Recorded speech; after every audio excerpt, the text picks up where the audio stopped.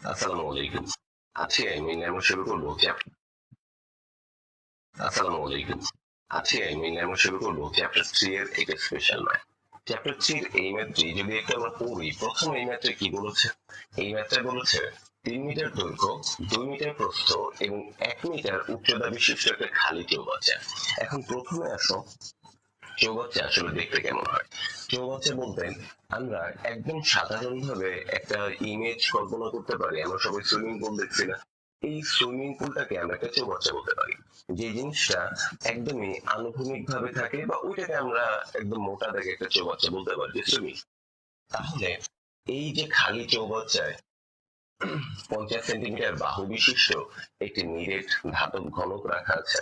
তার মানে পুরো সিস্টেমটাকে যদি আমরা একটা এক্সাম্পল দিয়ে তুলনা করতে চাই, প্রথমে একটা খালি চৌবাচ্চা এবং খালি চৌবাচ্চার ভেতরে একটা নিরেট ধাতব ঘনক আছে, এবং তারপরে এই পুরো সিস্টেমে তোমার হচ্ছে পানি ঢালা হয়েছে, এবং আমাদের কোশ্চেনে বলেছে যে পানি দ্বারা পূর্ণ করার পর ধাতব ঘনকটি তুলে আনা হলো। এর ফলে পানির গভীরতা আসলে কতটুকু পরিবর্তন হবে বা নতুন গভীরতা আসলে কতটুকু। যদি জিনিসটাকে আমি একটা ছবির মাধ্যমে দেখাই, মনে করো এটা হচ্ছে আমাদের সেই চৌবাচ্চা, যেটা প্রাথমিকভাবে খালি অবস্থায় ছিল। এখন এই খালি অবস্থায় চৌবাচ্চা যখন ছিল, তখন এখানে আমরা একটি ধাতব ঘনক রেখেছিলাম। এই হচ্ছে আমাদের ধাতব ঘনক। এখন ধাতব ঘনক এবং চৌবাচ্চা খালি অবস্থায় আছে। আমরা করলাম কি, এই অবস্থায় থাকাকালীন এখানে কিছু পরিমাণ পানি অ্যাড করে দিলাম। এখন পানি, চৌবাচ্চা এবং ধাতব ঘনক যখন একত্রে আছে, তখন আমি যদি বলি যে এই সমগ্র সিস্টেমের আয়তন আসলে কতটুকু।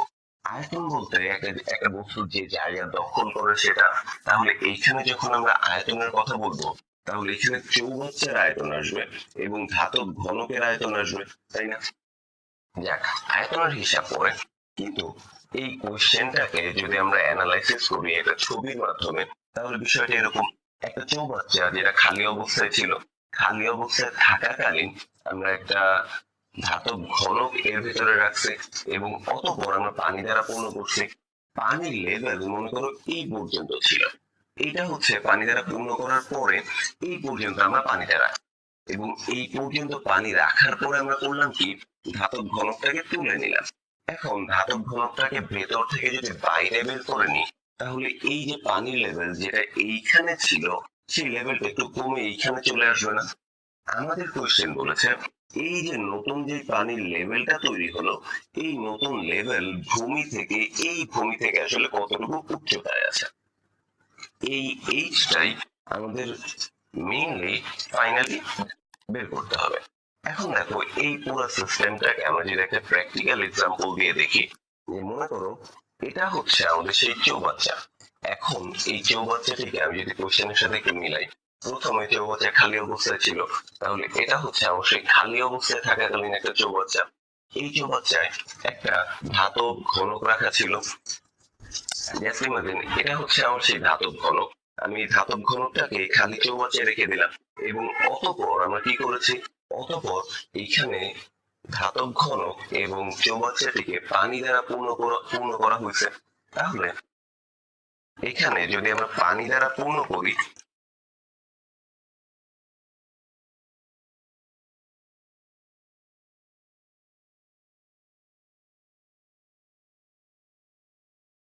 দেখো তো, পানি দ্বারা পূর্ণ করার পরে এখন পানির নতুন লেয়ারটা কোথায়? এই যে এইখানে, দেখা যায় কিনা? এইখানে হচ্ছে তোমার পানির নতুন লেয়ারটা। তাহলে পুরো এক্সাম্পলটার সাথে বা পুরো কোশ্চেনটার সাথে এই জিনিসটাকে যদি একটু রিলেট করার ট্রাই করি আমরা, যে প্রথমে চৌবাচ্চা খালি অবস্থায় ছিল, এর ভিতরে আমরা একটি ধাতব ঘনক রেখেছি, অতঃপর আমরা সমগ্র সিস্টেমে পানি দ্বারা পূর্ণ করেছি কোন পর্যন্ত? এই যে এই পর্যন্ত। এখন এই পর্যন্ত পানি দ্বারা পূর্ণ করার পর দেখো তো কোশ্চেনে কি বলেছে, চৌবাচ্চাটি পানি দ্বারা পূর্ণ করার পর ধাতব ঘনকটি তুলে আনা হলো। তার মানে এই যে ধাতব ঘনক যেটা রাখা ছিল সেটা তুলে আনা হলো, এবং তুলে আনার ফলে পানির লেয়ার যে এখানে ছিল, এই ঘনকটা যদি তুলে আনা হয়, পানির লেয়ার খানিকটা কমে যাবে না? তাহলে এই জিনিসটা যদি আমরা তুলে আনি, দেখো তো, এই যে পানির লেয়ার ছিল এখানে, ধাতব ঘনকটা তুলে আনার কারণে পানির লেয়ারটা উঁচু থেকে এই যে নিচেতে নেমে গেছে। তার মানে এখন পানির লেয়ারটা আসলে কোথায়? এই যে এইটা আমাদের নতুন পানির লেয়ার না, আমাদের কোশ্চেন করেছে এই যে নতুন লেয়ার থেকে এই ডিস্টেন্স আসলে কতটুকু। বুঝে গেল যে একটা চৌবাচ্চা খালি অবস্থায় ছিল এবং তার মধ্যে একটা ধাতব ঘনক রাখা ছিল এবং পুরো সিস্টেমে আমরা পানি দ্বারা পূর্ণ করলাম। তাহলে পানি দ্বারা পূর্ণ করলে প্রাথমিক যে লেয়ার, প্রাথমিক পানির যে উচ্চতা বা গভীরতা সেটা এই পর্যন্ত ছিল। ধাতব ঘনকটা তুলে আনার পরে আমাদের যে নতুন পানির লেয়ার সেটা এইখানে চলে গেল। আমাদের কোশ্চেন বলেছে এই যে লেয়ার থেকে, নতুন লেয়ার থেকে তোমার এই জিনিসটাকে আমরা কি বলবো? ভূমি বলবো। তাহলে নতুন লেয়ার থেকে ভূমি পর্যন্ত এই ডিস্টেন্সের মান আসলে কত? ঠিক আছে, এখন আসো এই ম্যাথটা শুরু করার জন্য খেয়াল করো, যখনই দেখবে যে একটা ম্যাথের দৈর্ঘ্য, প্রস্থ এবং উচ্চতা দেওয়া, তুমি তখনই শিওর থাকবে যে বেশিরভাগ ক্ষেত্রেই এই ম্যাথ গুলাতে তোমার হচ্ছে আয়তন বের করা লাগে। তো আমরা যদি এখানে একটা কাজ করি, এটাই বলতে দিলাম, এইখানে আমরা যদি একটা কাজ করি যে প্রথমে চৌবাচ্চার আয়তনটা বের করি, তাহলে তাহলে চৌবাচ্চার আয়তন সমান আমরা বলতে পারি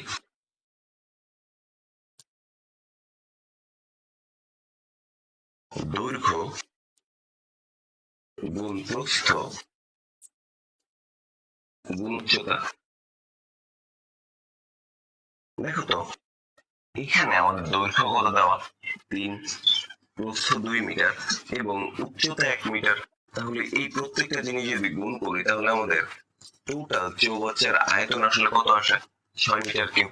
এখন আসো চৌবাচ্চার আয়তন আমরা পেলাম, এরপরে আরেকটা কথা বলা আছে না যে 50 সেন্টিমিটার বাহু বিশিষ্ট একটি ধাতব ঘনক রাখা হয়েছে। তাহলে এইখানে আমরা একটা কাজ করতে পারি যে আমাদের বলা আছে ঘনকের বাহুর দৈর্ঘ্য আসলে কত? ঘনকের বাহুর দৈর্ঘ্য 50 সেন্টিমিটার। কথা হচ্ছে আমরা এখানে সব ইউনিট রেখেছি কোন এককে? মিটার এককে। তাহলে এই সেন্টিমিটারটাকে আমাদের অবশ্যই মিটারে কনভার্ট করতে হবে। মিটারে কনভার্ট করার জন্য আমরা কি করতে পারি? আমরা মিটার এবং সেন্টিমিটারের যে রিলেশন সেটা দিয়ে কি জানি যে 1 মিটার সমান 100 সেন্টিমিটার। তাহলে সেই হিসেবে এখানে আসবে 0.5 মিটার। এখন আসো যে ঘনকের বাহুর দৈর্ঘ্য যদি 0.5 মিটার হয়, আমরা ঘনকটা যখন ওই চৌবাচ্চায় রাখতেছি সেটা একটা জায়গা দখল করে আছে না? আর জায়গা রিলেটেড কার সাথে? আয়তনের সাথে। তার মানে ঘনকের আমি যদি আয়তন বের করতে চাই তাহলে ঘনকের আয়তন আসলে কত হয়? আয়তন হবে এই যে আমাদের যে বাহু ছিল 50 সেন্টিমিটার, বাহু টু দি পাওয়ার 3। তার মানে 50 সেন্টিমিটার বা 0.5 মিটার টু দি পাওয়ার 3। তাহলে এইখানে আসবে এই জিনিসটাকে যদি আমরা কিউব করি, কোন কিছুর উপরে পাওয়ার 3 থাকা মানে কি সেই জিনিসটা আসলে নিজের সাথে 3 বার গুণ হয়। তার মানে 0.5 গুণ 0.5 গুণ 0.5 গুণ করলে টোটাল আসবে 0.125 মিটার কিউব। একটা জিনিস খেয়াল করো, আমাদের কোশ্চেন অনুযায়ী চৌবাচ্চা যখন খালি ছিল তখন আমরা ঘনকটাকে চৌবাচ্চার ভেতরে রাখছিলাম। এই হচ্ছে চৌবাচ্চা এবং এই ঘনকটা এইটার ভেতরে ছিল। এখন ভেতরে থাকাকালীন যে আয়তন সেটা আসলে চৌবাচ্চার আয়তন প্লাস ঘনকের আয়তন। কিন্তু যখন আমি এই ঘনকটাকে এই চৌবাচ্চা থেকে তুলে বের করে নিলাম, তখন চৌবাচ্চা থেকে বা চৌবাচ্চার এই টোটাল আয়তন থেকে ঘনকের আয়তনটা বাদ হয়ে গেছে না? কারণ ঘনক যখন ভেতরে ছিল তখন আয়তন যোগ হবে, কিন্তু যখন এই ঘনকটাকে বের করে আনা হলো তখন এই পরিমাণ আয়তন বা এই পরিমাণ জায়গাটুকু চৌবাচ্চা থেকে কমে গেল না? এই কারণে মেইনলি আমরা চৌবাচ্চার এই টোটাল আয়তন থেকে আমরা আমাদের ঘনকের এই আয়তনটা বাদ দিই। তাহলে এখানে যদি বাদ দিই তাহলে অবশিষ্ট আয়তন আসলে আমরা কত লিখতে পারি?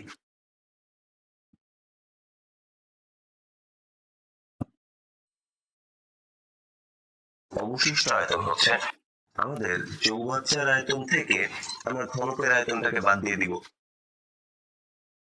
0.125 মিটার কিউব। এটা বাদ দিলে আসবে 5.875 মিটার কিউব। এখন একটা জিনিস খেয়াল করো, তুমি চৌবাচ্চা থেকে ঘনকটা এখানে রেখে দাও অথবা ঘনকটাকে তুলে নাও, দেখো যে কোনো পরিস্থিতিতে তোমার পানির গভীরতা চেঞ্জ হচ্ছে। কখনো কি এই যে চৌবাচ্চা হিসেবে আমরা যেটাকে কল্পনা করেছিলাম, এই জগ বা এটা যে কোনো জিনিস যাকে আমরা চৌবাচ্চার সাথে কল্পনা করেছি, তার যে দৈর্ঘ্য বা তার যে প্রস্থ সেটার কি কোনো চেঞ্জ হচ্ছে? না তো।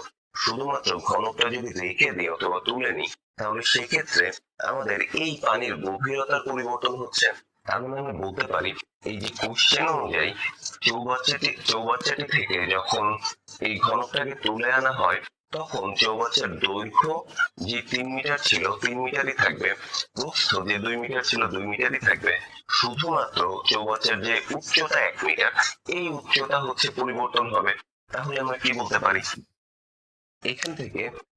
তাহলে খেয়াল করো, আমাদের কোশ্চেন অনুযায়ী আমরা ঘনকটাকে চৌবাচ্চাটি থেকে তুলে নিয়েছিলাম।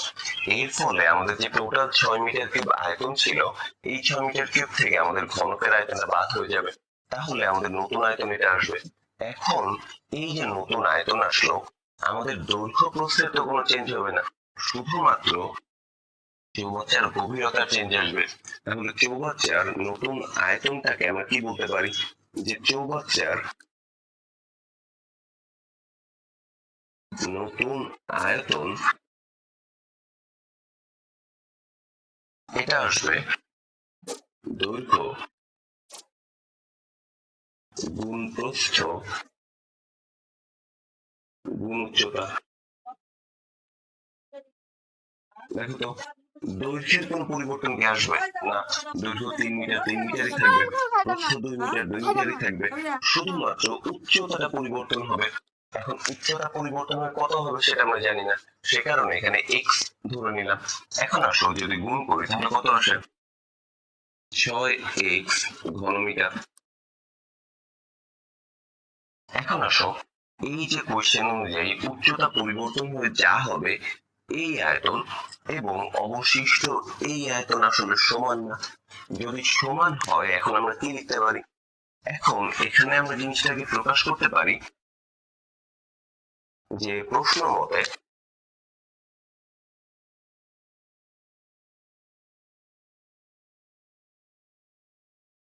এই যে 6x এইটা সমান 5.875 মিটার কিউব।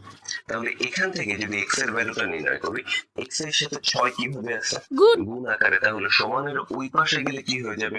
অবভিয়াসলি ভাগ হয়ে যাবে। তাহলে x সমান 5.875 ডিভাইডেড বাই 6। এটা যদি আমরা ভাগ করি তাহলে আমাদের আসবে 0.9792 মিটার।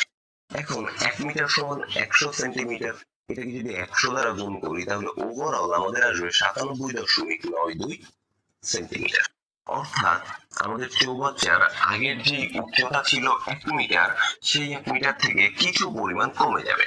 আমরা কি দেখছিলাম যে আমাদের চৌবাচ্চাটা যদি এটা হয়, এখানে একটা ধাতব ঘনক রাখা হলো। এই ধাতব ঘনক রাখার পরে আমি সেটাকে পানি দিয়ে পূর্ণ করলাম। এখন পানি দিয়ে পূর্ণ করলে পানির লেভেল যদি এটা হয়, চৌবাচ্চা থেকে যখন আমরা ঘনক থেকে তুলে নিব, তখন পানির লেয়ারটা এখানে থাকবে না, পানির লেয়ারটা একটু কমে যাবে, এটা আসবে। এই নতুন উচ্চতা আসলে কত? তাহলে দেখো তো, আদি উচ্চতা ছিল 1 মিটার, তাহলে এই নতুন উচ্চতা অবশ্যই 1 মিটারের থেকে কম আসবে। তো এই ছিল আমাদের ম্যাথ, যার নতুন উচ্চতা বা নতুন গভীরতা আমাদের আসছে 97.92 সেন্টিমিটার। আশা করি তোমাদের যাদের সমস্যা ছিল এখন জিনিসটা সলভ হয়েছে। ধন্যবাদ।